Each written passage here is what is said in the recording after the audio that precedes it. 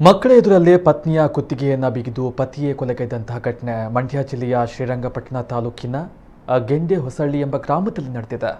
27 ವರ್ಷದ ಯೋಗಿತಾ ಗಂಡನಿಂದಲೇ ಕೊಲೆಯಾದ ಮಹಿಳೆಯಾಗಿದ್ದು, ಪತ್ನಿಯನ್ನ ಕೊಲೆಗೈದ ಪತಿ ರವಿ ಸ್ಥಳದಿಂದ ಪರಾರಿಯಾಗಿದ್ದಾನೆ ಎಂಬ ಮಾಹಿತಿ ಲಭ್ಯವಾಗಿದೆ. ಪತ್ನಿಯ ಶೀಲವನ್ನು ಶಂಕಿಸ್ತಾ ಇದ್ದ ಪತಿ ರವಿಗೌಡ ಅಕ್ರಮ ಸಂಬಂಧ ಹೊಂದಿರುವುದಾಗಿ ಜಗಳ ಮಾಡಿ ಮನೆಯಿಂದ ಹೋಗುವಂತೆ ದೈಹಿಕ ಮಾನಸಿಕ ಹಿಂಸೆ ನೀಡ್ತಾ ಇದ್ದಂತೆ. ಈ ಸಂಬಂಧ ಗ್ರಾಮದ ಮುಖಂಡರು ಸಾಕಷ್ಟು ಬಾರಿ ನ್ಯಾಯ ಪಂಚಾಯಿತಿಯನ್ನು ನಡೆಸಿದ್ರು ಎನ್ನಲಾಗಿದೆ. ನಿನ್ನೆ ರಾತ್ರಿ ಮತ್ತೆ ಗಂಡ ಹೆಂಡತಿಯ ನಡುವೆ ಜಗಳ ಆರಂಭವಾಗಿತ್ತು.